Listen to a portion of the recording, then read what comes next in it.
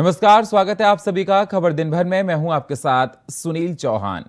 वाराणसी की कोर्ट ने ज्ञानवापी मस्जिद का एएसआई सर्वे कराने की इजाजत दे दी है। विवादित हिस्से को छोड़कर पूरे परिसर का सर्वे कराने की अनुमति दी है। पक्ष ने सर्वे का विरोध किया, लेकिन कोर्ट ने सभी दलीलों को सुनकर सर्वे की अनुमति दे दी है। वाराणसी जिला जज अजय कृष्ण विश्वेश की कोर्ट ने मामले की सुनवाई करते हुए आदेश दिया है। दरअसल 14 जुलाई को वाराणसी के चर्चित श्रृंगार गौरी ज्ञानवापी मामले मस्जिद का सर्वे कराने की याचिका पर सुनवाई पूरी हो गई थी। तब जिला जज ने ऑर्डर रिजर्व कर लिया था। 6 मई 2023 को चारों वादी महिलाओं की तरफ से हिंदू पक्ष ने एक प्रार्थना पत्र दिया था, जिसमें मांग की गई थी कि ज्ञानवापी मस्जिद के विवादित हिस्से को छोड़कर पूरे परिसर की एएसआई से जांच कराई जाए। इसी याचिका पर कोर्ट ने फैसला सुनाते हुए इजाजत दे दी है। वाराणसी मामले में मिली इजाजत 12 के बीच में हो, जिसमें किसी की नमाज व्याधित या बाधित नहीं होगी, नमाज होती रहेगी।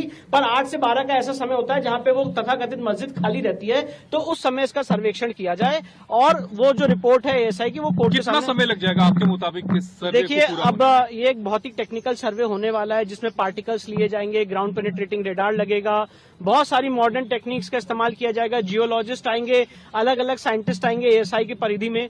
तो ये अब एएसआई को डिसाइड करना उतना कितना समय लगेगा। मैं आपको ये आकलन देना चाहता हूँ, राम मंदिर के टाइम पे जब 2002 में एएसआई का फैसला हुआ था, तो एएसआई की रिपोर्ट 2005 में आई थी, 3 साल लगे थे, पर वहां पे क्षेत्र भी काफी बड़ा था। तो मुझे ऐसा अनुमान है, ये सिर्फ मेरा अनुमान है कि 3 से 6 महीने के अंदर ये सर्वे की एक्सरसाइज कंप्लीट हो। सारे बिंदु, जितने बिंदु हमने दिए थे, एक एक बिंदु को उन्होंने स्वीकार किया है और ये बधाई जो है मैं पूरे देश या हिंदू समाज को देता हूँ। आज का दिन हम लोगों के लिए बड़ा शुभ दिन है और हमारे इस पूरे मुकदमे में ये टर्निंग पॉइंट है। सर, ये सर्वे में कितना महत्वपूर्ण होगा? ये ट्रैफिक की जो लड़ाई आप लोग, ये जिस दिन तय कर देगा एएसआई अपनी जांच में, और तय होना है जिस दिन ये तय होगा कि ये जो है मंदिर को, स्ट्रक्चर को तोड़ के मस्जिद का रूप दिया गया है, उसी दिन हमारा जो है ये मुकदमा, जो विवाद है, लगभग समाप्त हो जाएगा। क्योंकि जिस दिन एएसआई ये जांच करके ये बताएगी कि ये परिसर जो है, स्ट्रक्चर जो है काफी पुराना है, औरंगजेब के पहले का है, हजारों साल, सैकड़ों साल पुराना है, तो ये सारे जो कॉन्सेप्ट, इनकी थ्योरी जो है औरंगजेब और मस्जिद का, अपने आप समाप्त हो जाएगा। इसलिए ये बहुत बड़ा फैसला जो है हम लोगों के लिए है और हम लोग बधाई जो है कि पात्र पूरे देश को बधाई दे रहे हैं, हिंदू समाज को बधाई दे रहे हैं, क्योंकि हमारे जो कदम बढ़ गए हैं ये जीत की ओर हमारे बहुत जल्द से जल्द ये मुकदमा सॉल्व हो जाएगा। वाराणसी की कोर्ट ने ज्ञानवापी मस्जिद का एएसआई सर्वे कराने की इजाजत दे दी है। विवादित हिस्से को छोड़कर पूरे परिसर का सर्वे कराने की अनुमति दी है, जिसको लेकर हमारे संवाददाता ने मुस्लिम पक्ष के अधिवक्ता रईस अंसारी से खास बातचीत की है। ज्ञानवापी प्रकरण मामले में वाराणसी की जिला और सत्र न्यायालय ने आज एक अहम फैसला सुनाया है। इस फैसले के नजरिए से देखा जाए तो ये निश्चित तौर पर हिंदू के पक्ष में माना जा रहा है, यानी कि हिंदू पक्ष कह रहा है कि उनके लिए बहुत बड़ी जीत है, लेकिन साथ ही साथ मुस्लिम पक्ष की भी कई तरह की मांगे हैं और उनकी भी कई बात है। हमारे साथ मौजूद है बातचीत करने के लिए मुस्लिम पक्ष के अधिवक्ता रईस अहमद जी। सर, फैसला आया है ज्ञानवापी का, कैसे देखते हैं? जी, एक फैसला नहीं कह सकते, इसको एक आर्डर कह सकते हैं, एक आदेश कह सकते हैं। एक आदेश आया है जिसमें यह कहा गया है कि आर्कोलॉजिकल सर्वे ऑफ इंडिया द्वारा जो है वो ज्ञानवापी मस्जिद का जो है वो सर्वे किया जाए, और उसमें माननीय सर्वोच्च न्यायालय द्वारा कुछ एरिया जो है फ्रीज किया गया है, उसको सुरक्षित रखा गया है। तो उन्होंने कहा कि इस सुरक्षित एरिया को छोड़कर बाकी एरिया का जो है वो सर्वे किया जाए, रडार विधि द्वारा या कार्बन डेटिंग द्वारा या अन्य जो भी साइंटिफिक मेथड है उनके द्वारा उनका सर्वे किया जाए। आप लोग पहले से सर्वे का विरोध कर रहे थे, अब क्या अगला कदम होगा आपका?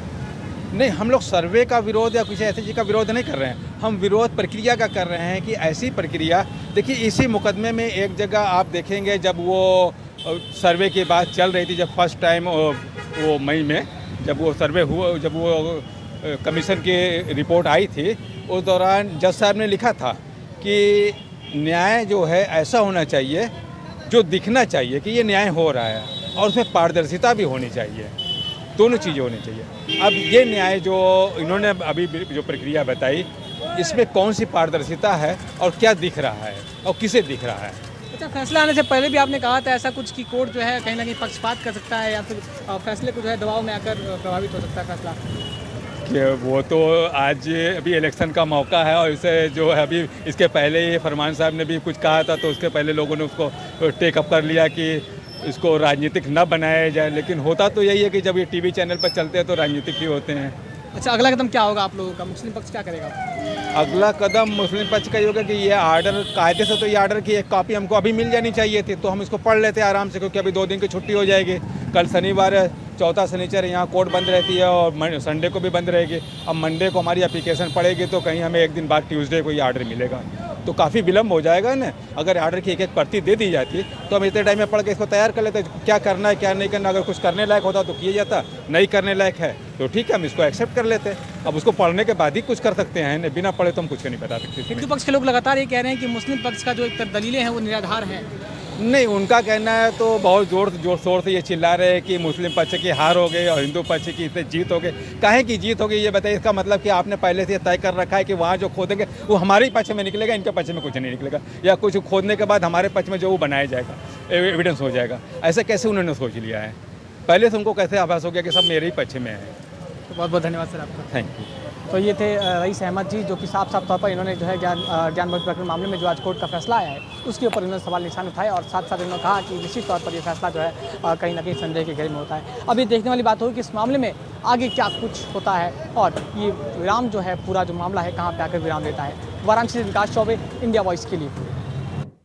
मणिपुर हिंसा को लेकर शुक्रवार को संसद के दोनों सदनों में हंगामा देखने को मिला। लोकसभा और राज्यसभा में विपक्षी दलों ने जमकर हंगामा किया, जिस कारण से लोकसभा और राज्यसभा की कार्रवाई सोमवार तक के लिए स्थगित कर दी गई है। वहीं रक्षा मंत्री राजनाथ सिंह ने मणिपुर हिंसा पर संसद में हो रहे हंगामे को लेकर विपक्ष पर हमला बोला। रक्षा मंत्री ने कहा कि कुछ दल चर्चा नहीं होना देना चाहते हैं। विपक्ष चर्चा से भाग रहा है, लेकिन हम चाहते हैं कि मणिपुर मुद्दे पर चर्चा हो। मणिपुर की घटना निश्चित रूप से बहुत ही गंभीर है और इसकी गंभीरता को समझते हुए हमारे प्रधानमंत्री जी ने स्वयं ही इस बात को कहा है, मणिपुर में जो कुछ भी हुआ है उससे पूरा का पूरा राष्ट्र शर्मसार हुआ है और यहाँ तक कि मणिपुर की घटनाओं को लेकर कठोर से कठोर कार्रवाई किए जाने की बात हमारे प्रधानमंत्री जी ने कही है। और हम चाहते हैं कि मणिपुर की घटना पर संसद में चर्चा हो। मैंने ऑल पार्टी मीटिंग में स्वयं भी इस बात को कहा है और आज मैं फिर से सदन में दोहराना चाहता हूं कि हम चाहते हैं कि मणिपुर की घटना पर संसद में चर्चा होनी चाहिए। लेकिन मैं देख रहा हूं कि कुछ ऐसे राजनीतिक दल हैं जो कि अनावश्यक यहाँ पर ऐसी स्थिति पैदा करना चाहते हैं ताकि किसी भी सूरत में मणिपुर की घटना पर चर्चा न हो पाए। मैं स्पष्ट रूप से यह आरोप लगाना चाहता हूं अध्यक्ष महोदय कि सचमुच यह प्रतिपक्ष मणिपुर की घटना को लेकर जितना गंभीर होना चाहिए वो गंभीर नहीं है। पार्लियामेंट में ये सवाल उठाया था लेकिन हमको मौका नहीं मिला। गवर्नमेंट इस विषय पे चर्चा करना चाहिए क्योंकि प्रधानमंत्री जी खुद एक बयान देना हमारा डिमांड है और बयान देने के बाद उसके ऊपर चर्चा होगी और चर्चा के बाद जो निष्कर्ष निकलेगा कि ऑल पार्टी डेलीगेशन जाना या गवर्नमेंट की तरफ से कोई इंक्वायरी होना, ये सब जो भी डिमांड आएंगे वो उस वक्त आएंगे अगर चर्चा हो तो। 2 महीनों से पूरा प्रदेश जल रहा है, घरों में आग लगाई जा रही है, मार काट हो रही है, आपस में महिलाओं के साथ भयावह अत्याचार हो रहा है, बच्चों के सर पर छत नहीं रहे और हमारे प्रधानमंत्री जी ने 77 दिन के लिए कोई बयान ही नहीं दिया इस पे। वहां पे एक्शन लेना छोड़िए, एक लफ्ज नहीं कहा। कल मजबूरी में, क्योंकि एक इतना भयावह वीडियो वायरल हुआ कि वो फिर चुप नहीं रह पाए, तो मजबूरी में कल एक बयान दिया, उन्होंने एक वाक्य बोला और उस वाक्य में भी राजनीति घोल दी। उस वाक्य में भी उन्होंने उन प्रदेशों का नाम ले लिया जिसमें विपक्ष की सरकार है। हम लोग कहाँ जाएंगे? हम लोग भी महिला हैं, हम लोग भी चाहते हैं कि हमारा बेटियों लोग को बचा ले।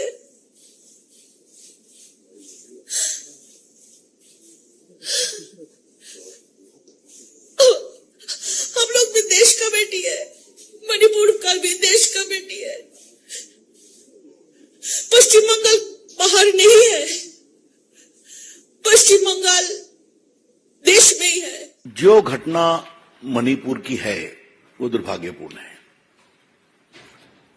हम सभी मर्माहत हैं और हमारे प्रधानमंत्री माननीय नरेंद्र मोदी जी ने आज कड़े शब्दों में उसकी निंदा की है, कार्रवाई का आग्रह किया है।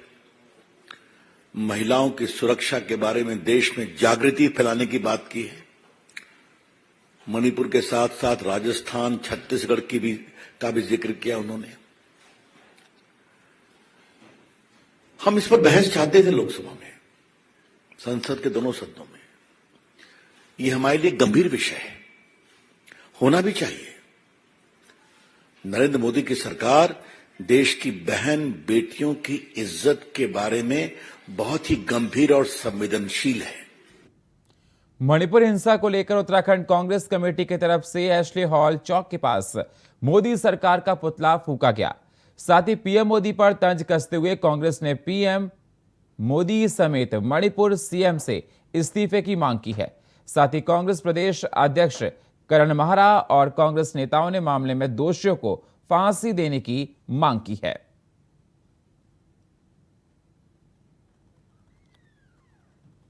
मीडिया कर्मियों ने और जागरूक लोगों ने वीडियो जारी कर दिए, उसी के बाद कैसे जागरूकता आई? 3 महीने से अपराधियों के खिलाफ कार्रवाई क्यों नहीं हुई? जब वीडियो जारी हुआ, प्रधानमंत्री का बयान आया, उसके बाद अपराधी मुख्य आरोपी पकड़ा जाता है।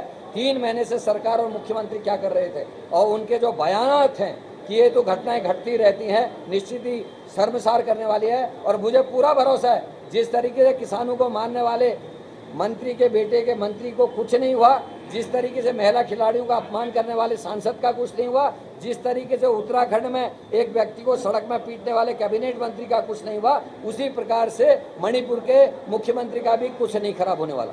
जो ये घटना घटी है पूरे देश को शर्मसार करने वाली बात है।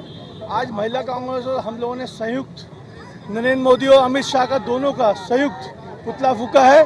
और जो ये घटना घटी है, मैं पहले से भी कहता हूं कि बीजेपी की कथनी और करनी में जमीन आसमान का फर्क है। एक तरफ तो बेटी बचाओ और बेटी पढ़ाओ का ये लोग नारा देते हैं, और दूसरी तरफ जो एक घटना घटी है अभी तक कोई कार्रवाई नहीं हुई है। और इस तरह की घटनाएं पूरे हमारे पहले ही प्रदेश में अंकिता हत्याकांड का मामला है, आगे इस तरह की घटनाएं घटित होती जा रही हैं और ये बिल्कुल हम लोग बर्दाश्त नहीं करेंगे। महिला कांग्रेस का हम लोग पूरा साथ देंगे और इसके लिए हम सड़कों पर उतरेंगे और जहां जहां हमें आक्रोश दिखाना है हम दिखाएंगे। और कांग्रेस नेता आचार्य प्रमोद कृष्ण ने बड़ा बयान दिया है। उन्होंने कहा कि विपक्षी एकता से पीएम नरेंद्र मोदी को नहीं हराया जा सकता। विपक्ष अगर प्रियंका गांधी को पीएम का चेहरा बनाता है तो ठीक है, वरना नरेंद्र मोदी फिर से प्रधानमंत्री बनेंगे। वहीं उन्होंने मणिपुर हिंसा के लिए मणिपुर सरकार को बर्खास्त कर राष्ट्रपति शासन लागू करने की बात कही है। विपक्षी एकता का प्रयास सराहनीय है, अच्छा है, लेकिन सिर्फ विपक्ष की एकता करके मोदी को नहीं हराया जा सकता।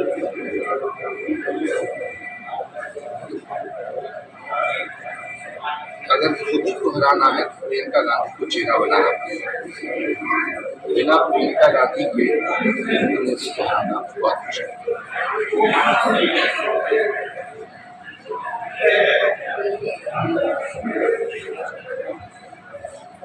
सिर्फ विपक्षी एकता के दम पर बिना चेहरे के नरेंद्र मोदी को नहीं हराया जा सकता। बहुत अफसोस जनक घटना है, देश की नाक कट चुकी है। प्रधानमंत्री जी को चाहिए वहां के मुख्यमंत्री और सरकार को बर्खास्त करके राष्ट्रपति शासन। खबरें चल रही थी कि सीएम योगी राजभर के साथ आने से खुश नहीं हैं, लेकिन इसी बीच ओम प्रकाश राजभर ने सीएम योगी से मुलाकात कर तस्वीर ट्वीट की हैं। ऐसे में सवाल ये उठ रहा कि क्या इस बार राजभर और योगी एक साथ लंबी पारी खेल पाएंगे? देखिए हमारी रिपोर्ट। तो आखिरकार एनडीए में शामिल होने के बाद सुभाषपा अध्यक्ष ओपी राजभर की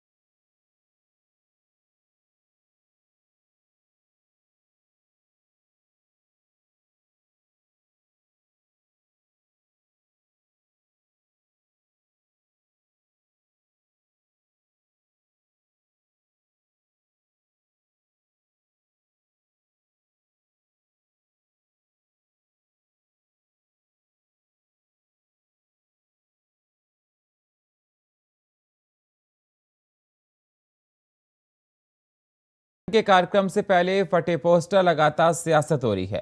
बीजेपी ने पुलिस की तरफ से लड़कों पर की कार्रवाई पर विरोध जताया है। मुख्यमंत्री हेमंत सोरेन के डुमरी पहुंचने से पहले सड़क पर लगे पोस्टर को फाड़ दिया गया। उन आरोपियों को पुलिस ने पकड़कर जेल भेज दिया, जिस पर बीजेपी के प्रदेश अध्यक्ष बाबूलाल मरांडी ने नाराजगी जाहिर की है। ये रिपोर्ट देखिए। जानते हैं कौन है ये जिन्हें खाकी ने अपनी गिरफ्त में रखा है? आखिरकार किस तौहीन की ये सजा काट रहे हैं? सजा सुनिएंगे तो आप भी दंग रह जाएंगे, क्योंकि इनका अपराध ही ऐसा है। अपराध ये कि इन सभी पर आरोप है कि इन्होंने सूबे के मुखिया हेमंत सोरेन के कार्यक्रम पर लगे पोस्टर फाड़ने की हिमाकत की है। जी सही सुना आपने, सूबे के निजाम के पोस्टर को फाड़ने की तौहीन कर बैठे नादान। तभी है सूबे के मुखिया की पुलिस ने सभी को तत्काल प्रभाव से कानून के शिकंजे में ले लिया।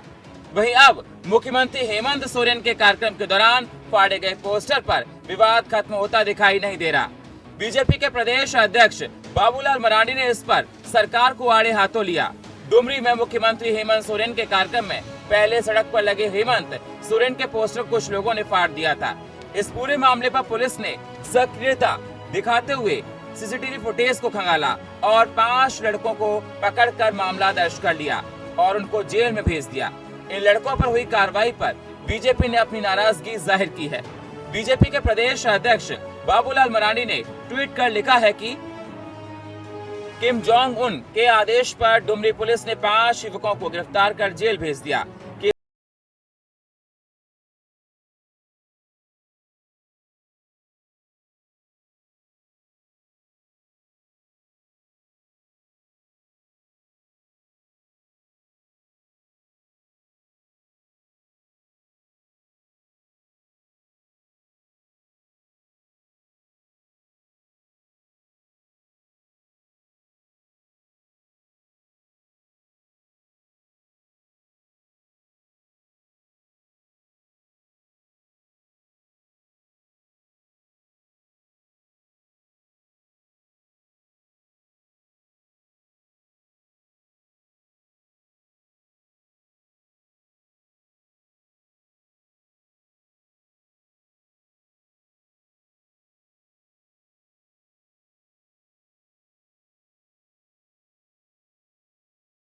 कांड के बाद कुमाऊं के सभी एसटीपी प्लांट में अलर्ट जारी कर दिया गया है। सभी एसटीपी प्लांट में सावधानी और सतर्कता बरतने के निर्देश दिए गए हैं। चमोली में हुई घटना के बाद कुमाऊं कमिश्नर दीपक रावत ने सभी एसटीपी प्लांट, औद्योगिक इकाइयों और उत्तराखंड पावर कॉर्पोरेशन लिमिटेड के सब स्टेशन के उपकरणों की सुरक्षा को सुनिश्चित करने के निर्देश दिए हैं। साथ ही यूपीसीएल के अधिकारियों को निर्देशित किया गया है और सुरक्षा के लिहाज से सभी इकाइयों को एक बार फिर निरीक्षण करने के निर्देश दिए हैं।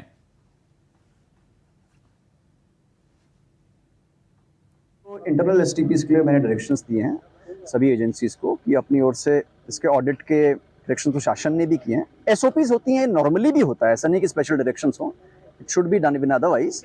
और दूसरा, मैंने यूपीसीएल के जो दोनों हमारे चीफ इंजीनियर हैं उनसे भी कहा है कि अपने एंड पे भी सेफ्टी के जितने भी मसले हैं इनको दिखा लें, और जहां विद्युत निरीक्षक को भेजना है सेफ्टी इंस्टॉलेशंस में उनकी ओर से भी इसकी रिपोर्ट आ जाए।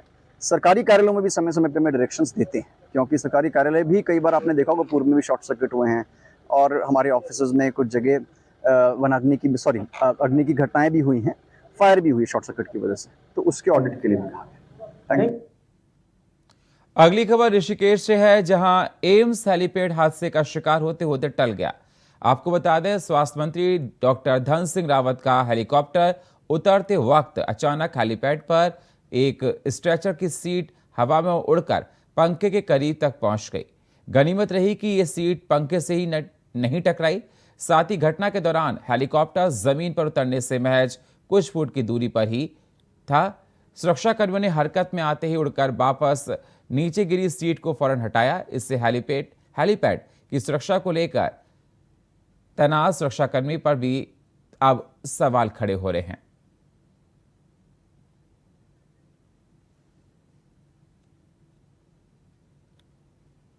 और फिलहाल खबर दिन भर में इतना ही। बाकी खबरों के लिए आप बने रहिए इंडिया वॉइस के साथ। तब तक के लिए नमस्कार।